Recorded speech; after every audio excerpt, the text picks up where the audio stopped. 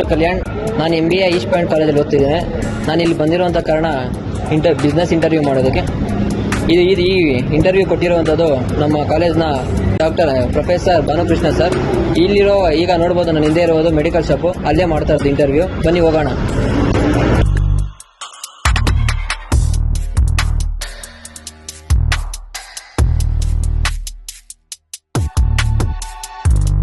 ನಮಸ್ಕಾರ ಅಣ್ಣ, ನಿಮ್ಮ ಹೆಸರು? ನಮ್ಮ ಹೆಸರು ಮಣಿಕುಮಾರ್ ಅಂತ. ಅಣ್ಣ, ನೀವಿಲ್ಲಿ ಎಷ್ಟು ವರ್ಷ ನಿಂಕ ಮೆಡಿಕಲ್ ಶಾಪ್ ಹಾಕಿದ್ರಿ ಅಣ್ಣ? 9.5 years ಆಯಿತು. ಹೌದಣ್ಣ. ನೀವಿಲ್ಲೇ ಯಾಕಿದ್ದು ಮೆಡಿಕಲ್ ಶಾಪ್ನ ಹಾಕಿದ್ರಣ್ಣ? ಮೆಡಿಕಲ್ ಮಾಡ್ಬೇಕಂತಿತ್ತು, ಬಟ್ ಇಲ್ಲಿ ಇದ್ದಿದ್ದು ಅವಾಗ ಒಂದೇ ಮೆಡಿಕಲ್ಲೇ, ಅವಾಗ ಸರಿಯಾಗಿ ಓಪನ್ ಮಾಡ್ತಾ ಇರಲಿಲ್ಲ. ಹಂಗಾಗಿ ಮೆಡಿಕಲ್ ಇಲ್ಲೇ ಮಾಡ್ಬೇಕಂತ ಮಾಡಿದ್ರೆ, ಮಾಡೋವಾಗೆಲ್ಲ ಅಂದ್ರೆ ವ್ಯಾಪಾರ ಆಗುತ್ತಾ ಇಲ್ಲ ಇಲ್ಲಿ ನೋಡಿ ಅಂತ. ಬಟ್ ಆದರೂ ಒಂದು ಧೈರ್ಯದ ಮೇಲೆ ಮಾಡಿದ್ರೆ ಚೆನ್ನಾಗಿ ನಡೀತದೆ. ಅಣ್ಣ, ನಿಮ್ಮ ಎಕ್ಸ್ಪೀರಿಯನ್ಸ್ ಏನಣ್ಣ ಈ ಫೀಲ್ಡಲ್ಲಿ?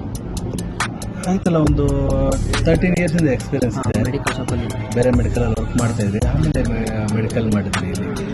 ಅಣ್ಣ, ನಿಮ್ಮದು ಇನ್ವೆಸ್ಟ್ಮೆಂಟ್ ಎಷ್ಟು ಅಣ್ಣ ಇದಕ್ಕೆ? ಒಂದು 11 lakhವರೆಗೂ ಆಗಿತ್ತು. ಅಣ್ಣ, ನಿಮಗೆ ಎಷ್ಟು ಟರ್ನ್ ಓವರ್ ಸಿಗ್ತದೆ ಅಣ್ಣ ಇಲ್ಲಿ, ಮಂತ್ಲಿ ಆರ್ ವೀಕ್ಲಿ?